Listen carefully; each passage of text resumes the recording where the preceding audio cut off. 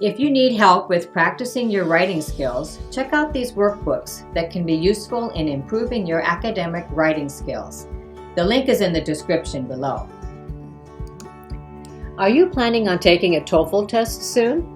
Do you need help with the independent essay section? In this video, I will give you some ideas of how to write a good essay for this test. When taking the TOEFL test, it's a good idea to know what the examiner is looking for. On the official website, there's an independent writing rubric, which explains what the examiner looks for when giving a certain score for your essay. There are some specific things that you should be careful about when you write your essay. Learn how to do these things and your score should be higher. If you're aiming for a score of 4 or higher, here are a few things that you should be careful about. The first thing is that your essay addresses the topic and task well, though some points may not be fully elaborated. You need to be sure to talk about the topic and follow the instructions of the question. The second thing you need to be careful about is that your essay should be generally organized and well developed by using appropriate and sufficient explanations, exemplification, and/or details. Exemplification is another word for examples. So you need to have a well-organized and developed essay that uses explanations and examples and details to answer the question. The third thing that the examiner is looking for is that the essay shows unity, progression, and coherence. Now, these are all very important things in an essay. I have another video about what unity and coherence means in a paragraph. You might want to check that out. The fourth thing that they are looking for is that you use a variety of sentence structures and a range of vocabulary in your essay. These are the specific things that the examiner is looking for to be able to give your essay a score of 4. So in order to get a good score on your TOEFL test, these are the things you need to do. Create an essay plan, understand what the examiner wants, and stick to the prompt. You also will need to write around 350 to 400 words to get the maximum score. In order to do this, you should follow this pattern of essay writing. Write an introduction that includes a thesis statement, followed by 2 or 3 body paragraphs, and ending with a conclusion paragraph. Brainstorming for ideas to help you write a good, clear thesis statement will help you to write a very well-organized essay. Let me show you what I mean. Let's say, for example, that this is the question that you have on your independent essay test.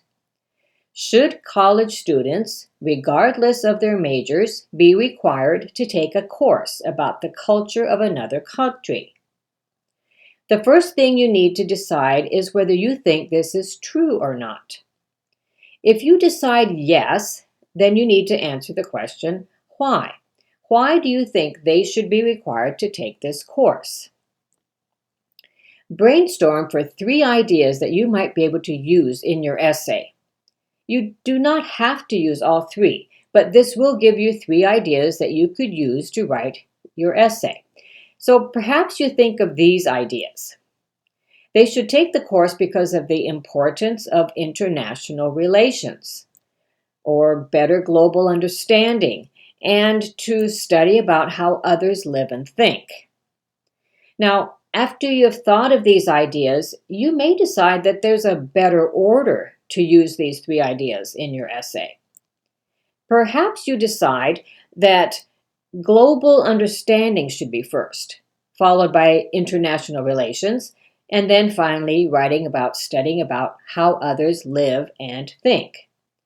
You may also decide that you only want to write about 2 of these ideas and go into more detail about each one.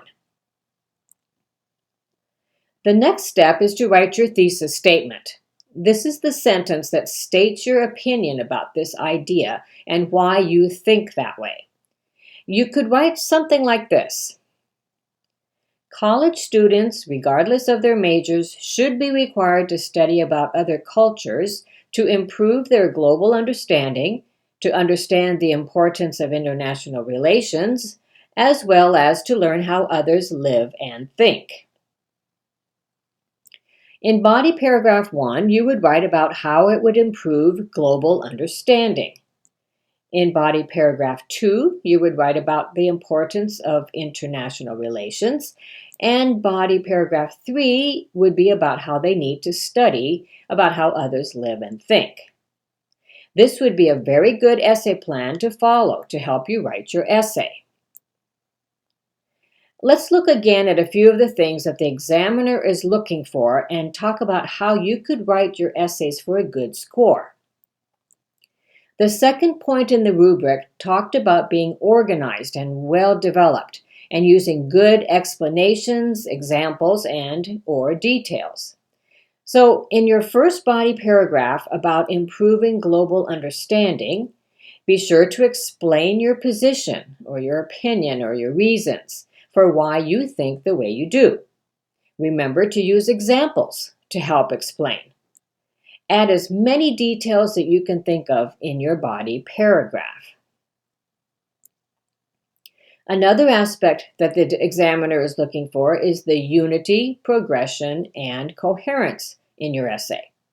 To help you with this, be sure to use transition words to connect your ideas. Use words like first, second, finally when writing your paragraphs. You can also use words like in addition, on the other hand, for example.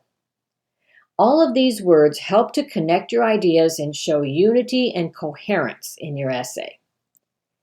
Do this for each of your body paragraphs.